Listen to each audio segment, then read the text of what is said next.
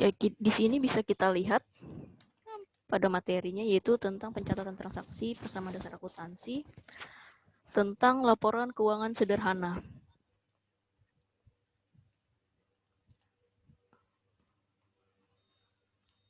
Oke, bisa kita lihat kalau pada buku itu di halaman 37 ya. Oke, kita cek dulu, yaitu tentang laporan laba atau rugi. Yaitu laporan laba atau rugi itu menyajikan ukuran keberhasilan operasional perusahaan selama periode tertentu.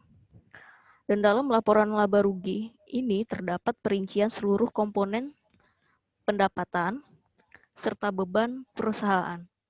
Oke, kita di sini contohnya pada transaksi Orchid Salon dan Spa yang sebelumnya itu pada halaman 36 ya.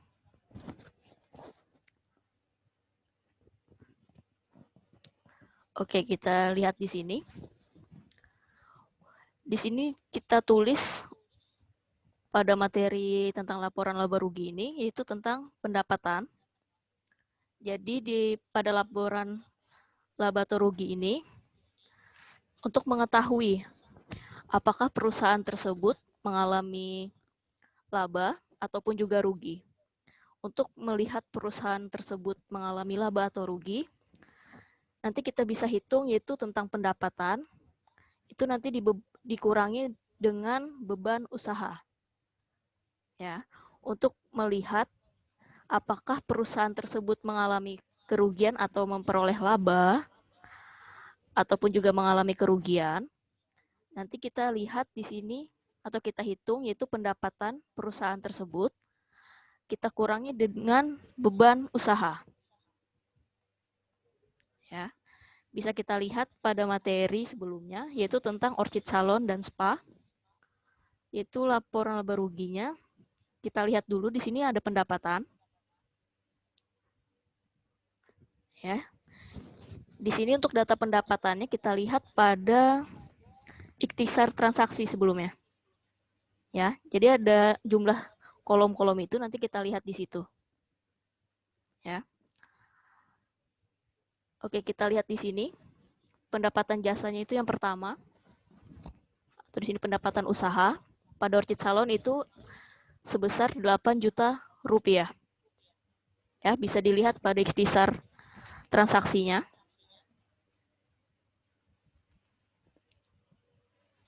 Pada ikhtisar transaksi itu ada pertama itu pendapatan usahanya sebesar 8 juta rupiah.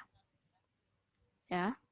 Terus yang kedua, itu ada pendapatan jasa juga atau pendapatan usaha. Itu sebesar 10 juta rupiah. Ya, bisa dilihat pada transaksi ikhtisar transaksinya. Di situ ada pendapatan usaha yaitu sebesar 10 juta.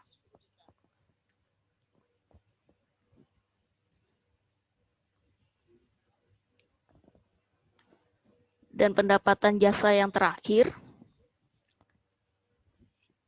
itu ada sebesar 12 juta rupiah. Ya. Untuk mengetahui pendapatan ini kita lihat pada ikhtisar transaksinya. Pada halaman 36 di buku LKS ya. Sampai di sini apakah materinya dapat dipahami untuk memperoleh data pendapatan ini?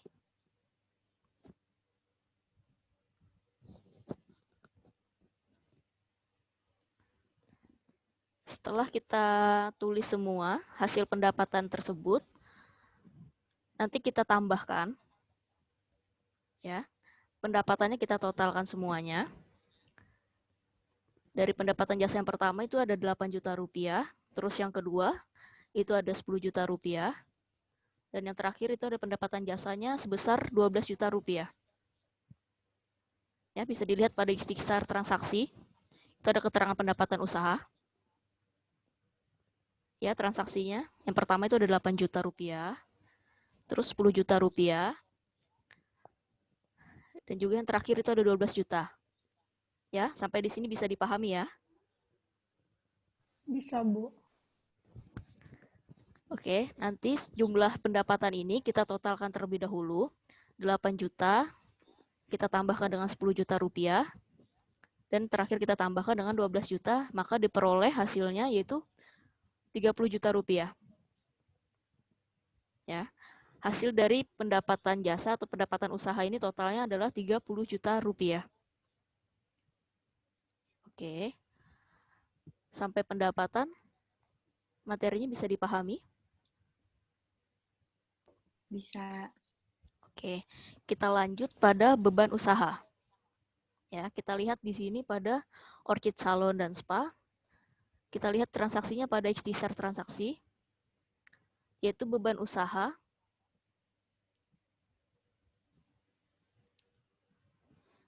Beban usaha itu ada dua. Yang pertama itu ada beban listrik dan telepon sebesar 2 juta rupiah. Dan juga beban gaji karyawan. Itu sebesar 15 juta rupiah. Ya, kita cek di sini. Kita lihat di ikhtisar transaksi. Pada Orchid Salon dan Spa itu ada beban listrik dan teleponnya sebesar 2 juta rupiah, maka kita tulis di sini. Dan juga beban gaji karyawannya itu sebesar 15 juta rupiah. Sehingga kita totalkan beban usahanya itu sebesar 17 juta rupiah. Ya.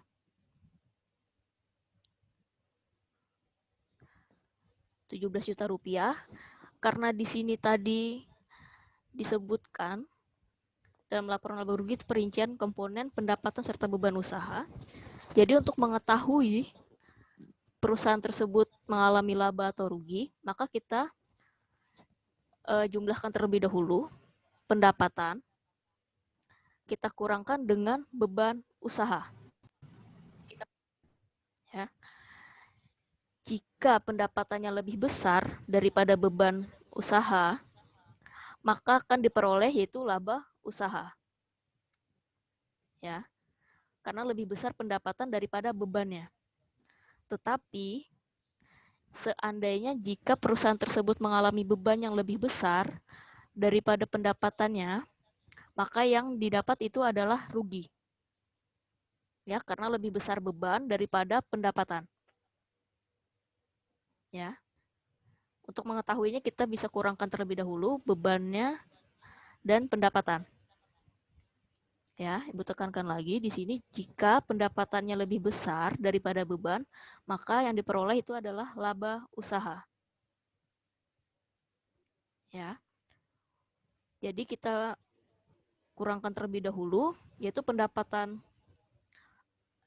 atau jumlah pendapatan jasanya ini sebesar 30 juta, terus kita kurangkan dengan beban usaha pada Orchid Salon dan Spa, yaitu sebesar 17 juta, maka diperoleh 13 juta rupiah. Karena lebih besar jumlah pendapatan daripada bebannya. Sehingga di sini ditulis laba usaha. Ya.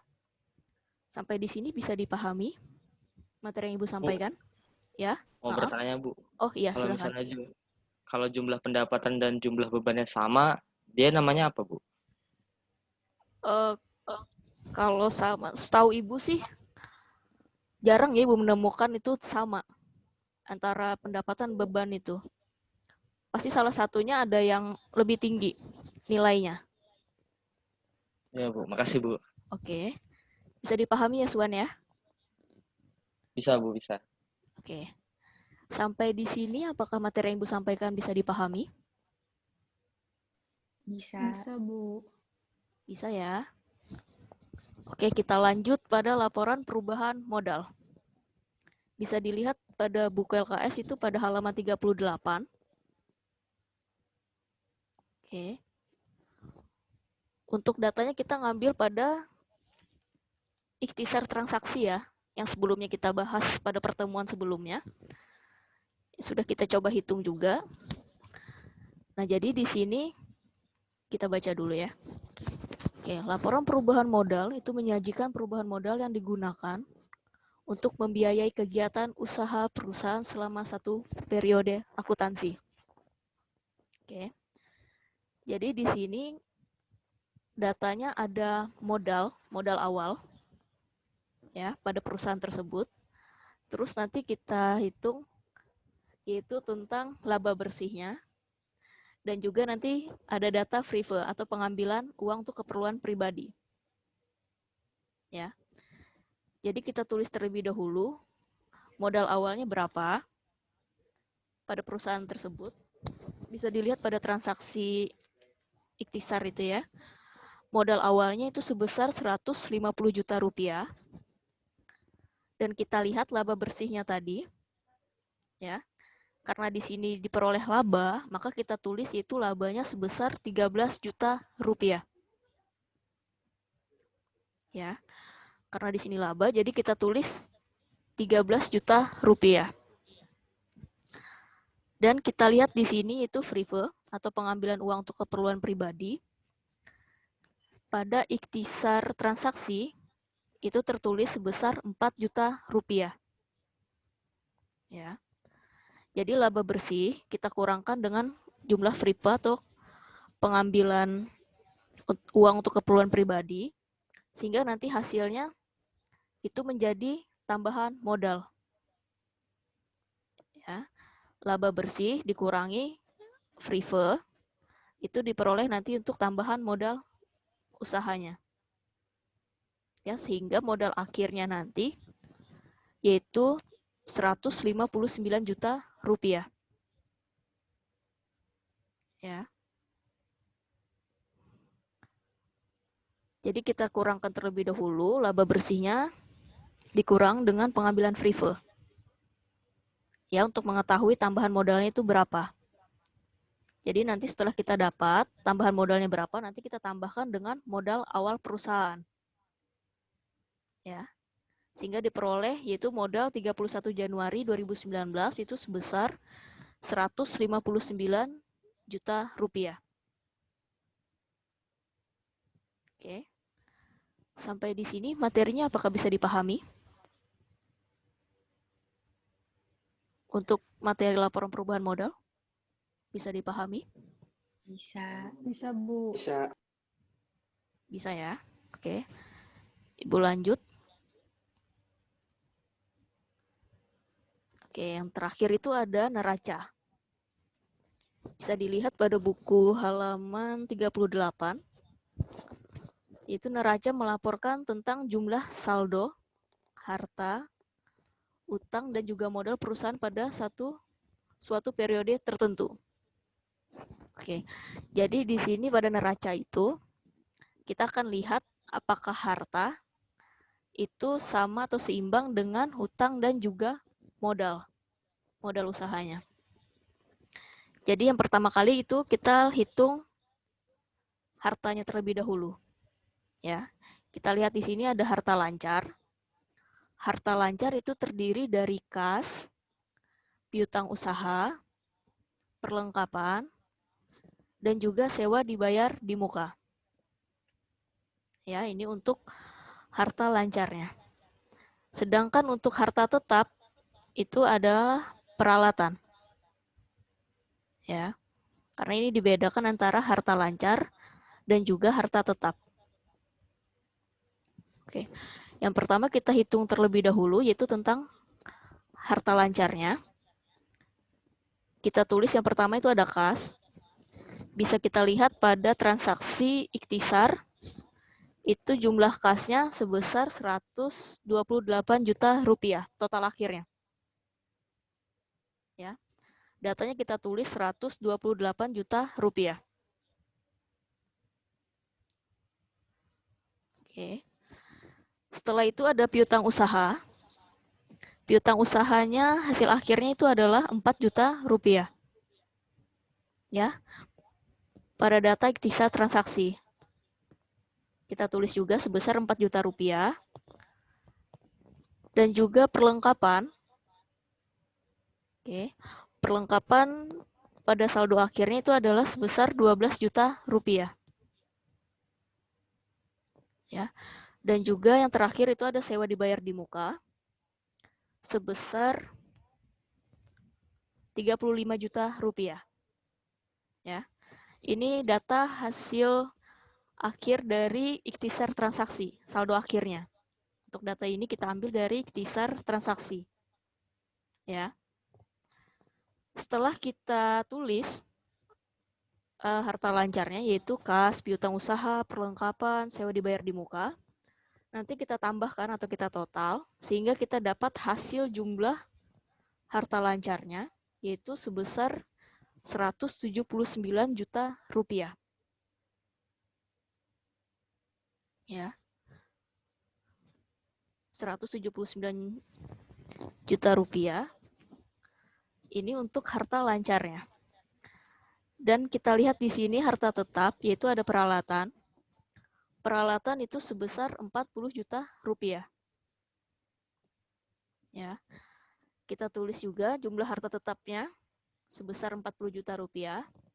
Nanti untuk mengetahui jumlah hartanya, kita tambahkan antara jumlah harta lancar dan juga jumlah harta tetapnya. Sehingga akan diperoleh jumlah harta yaitu sebesar 219 juta rupiah. Ini untuk jumlah harta. Ya, ini untuk total hartanya sebesar 219 juta rupiah. Ya. Sampai di sini apakah bisa dipahami? Untuk perhitungan harta. Kalau di buku itu ada kekeliruan ya. Tentang kasnya itu. Ya, sebesar 92 juta. Karena di ikhtisar itu 128 juta. Ya, jadi sehingga Ibu rubah. Karena ada kekeliruan sedikit di buku untuk jumlah kasnya. Ya. Sampai di sini materinya apakah bisa dipahami untuk penghitungan harta? Bisa, Bu. Bisa, Bu. Bisa, Bu. Bisa ya? Bisa, Bu. Oke.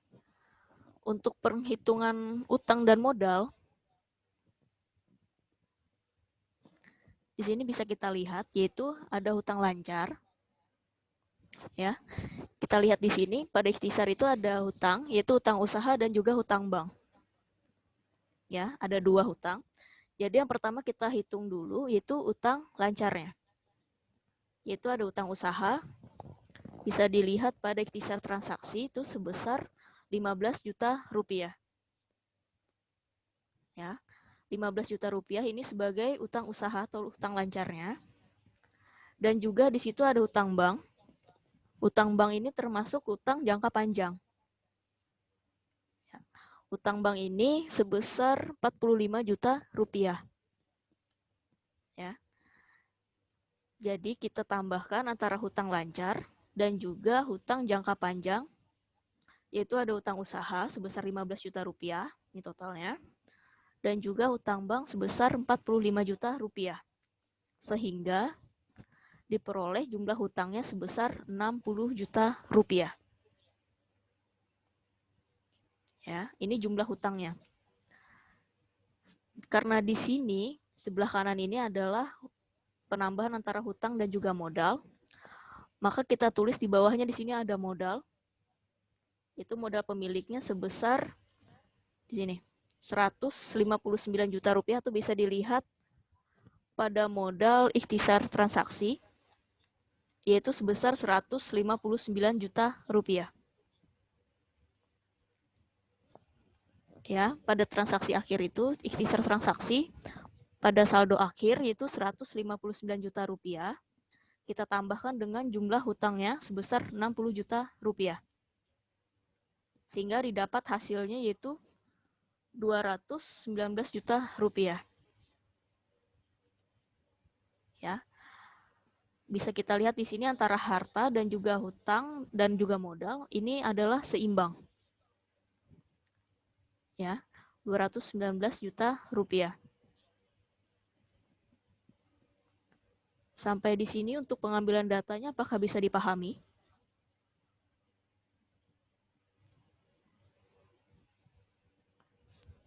Bisa dipahami untuk penghitungan antara harta, hutang, dan juga modal? Bisa, Bu. Bisa, Bu. Bisa ya. Oke, karena tadi kita upgrade dulu. Nanti kita coba hitung tentang transaksi yang kemarin. Yang kita hitung tentang salon ya, salon mawar itu. Nanti kita coba hitung data atau laporan keuangan sederhananya itu laporan laba rugi, terus perubahan modal dan juga neraca. Ya, nanti bisa dilihat materinya, nanti kita hitung sama-sama hasilnya ya. Oke, Ibu keluarkan terlebih dahulu.